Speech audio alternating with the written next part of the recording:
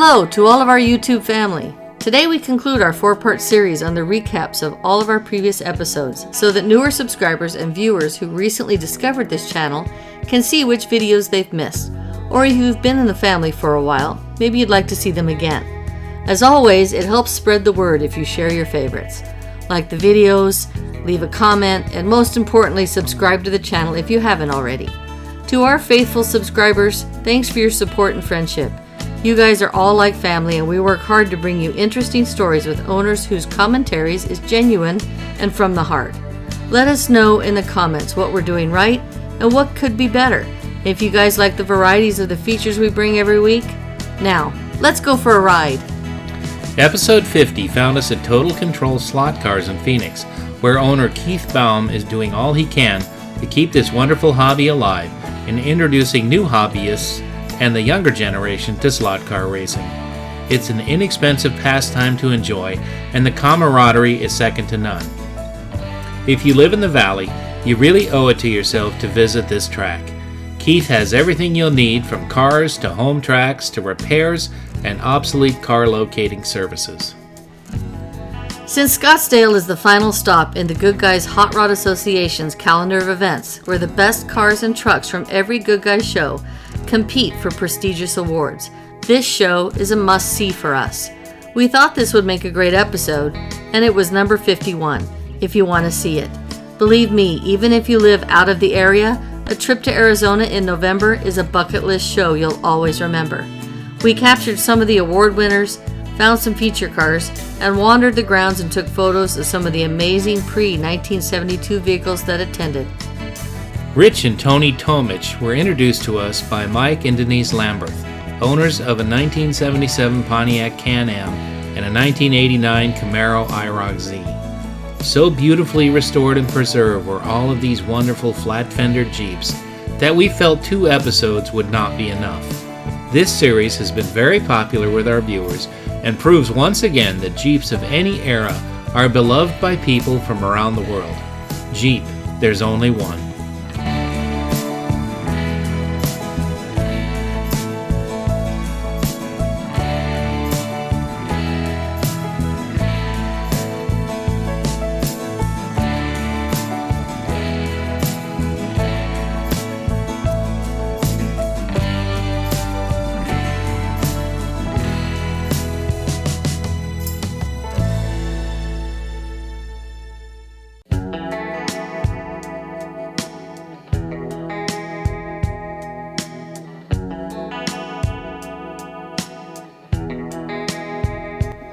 Ernie Oakes is an old friend from when we lived in the Denver area several years ago. Ernie's a lifelong car guy, and since we've known him now well over 25 years, yikes, he always had great cars. But this amazing 1969 Buick Skylark is one of my favorites. Ernie and his wife enjoy and drive the car often, and it's always impeccably clean. You'll never be able to buy this one because it's now his wife's favorite and the car they drove to California for their honeymoon. Everybody loves first-gen Camaros, but when it's a factory big block 4-speed in the right colors, their popularity is always over the top. Mike Stewart was one of the features we found at the recent Good Guys show, and he was happy to share this car with us on our viewers' behalf. It turns out Mike also recently finished a restoration on a breathtaking 53 Buick Skylark convertible, seen in a later episode. It's unusual to find an original owner collector car that's older than about 5 to 10 years, but this Mustang SVO's proud papa is Chuck Young, and he's been its caretaker for nearly 4 decades. The SVO is an interesting car that keeps moving up in price as collectors of Mustangs, particularly Fox body examples, discover their performance potential, unique features, and limited production. If you want to find a couple who genuinely loves the collector car scene and are truly ambassadors for all of us involved in this wonderful pastime, then Jim and his wife Patty are the right people.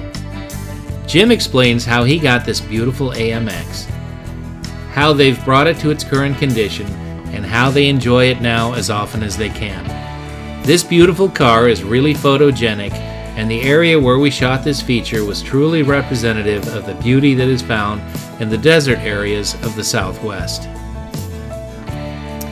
We just discussed Mike Stewart's beautiful 69 Camaro, and we also hinted at the feature we did on his stunning 53 Buick Skylark convertible.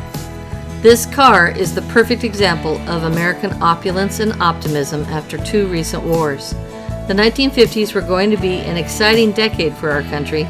Thanks to Mike and his Buick, it's now a tangible object for all to see and experience, especially those that don't remember this iconic decade. The story of this wonderful Corvair is probably one of the best human stories we've ever told on this channel, not to mention a fabulous car. If you haven't seen this video, I'd highly recommend it. If you have seen it, watch it again to be inspired by current owner Garrett Zimmer and the car's previous owner.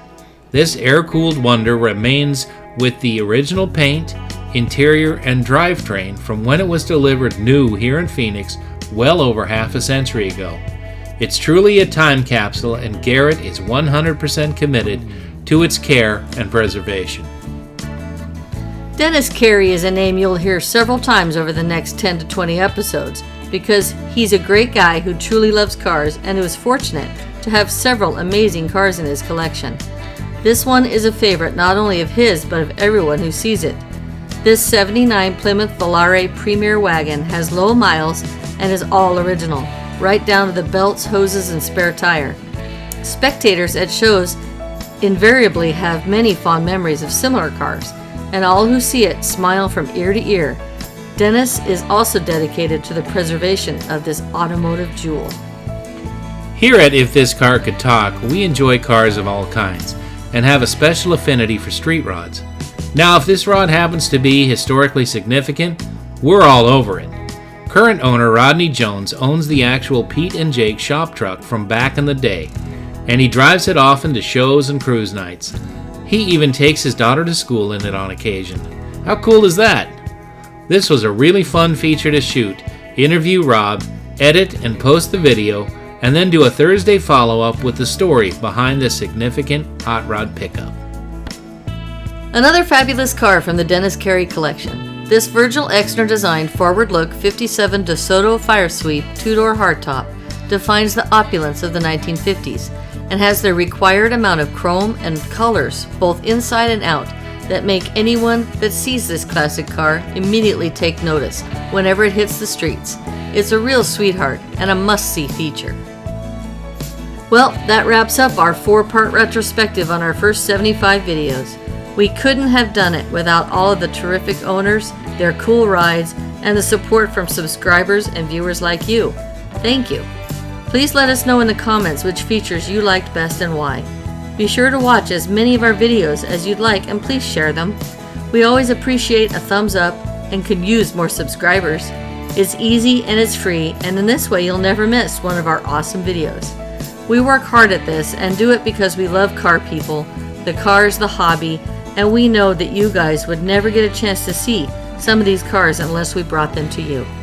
Coming up, we've got some features that we think you'll really like. How about a 2003 Mercury Marauder with 15,000 original miles? A Toyota truck that appears to be a virtual clone of Marty's truck in Back to the Future. A pair of Fox body wagons that are modified like mini Mustangs, including superchargers and 5-speed transmissions. A Fox body Celine Mustang, and an original owner 1970 Mustang Mach 1. Plus, we're working on booking many other features for you guys. Keep on watching the channel and remember, be safe out there.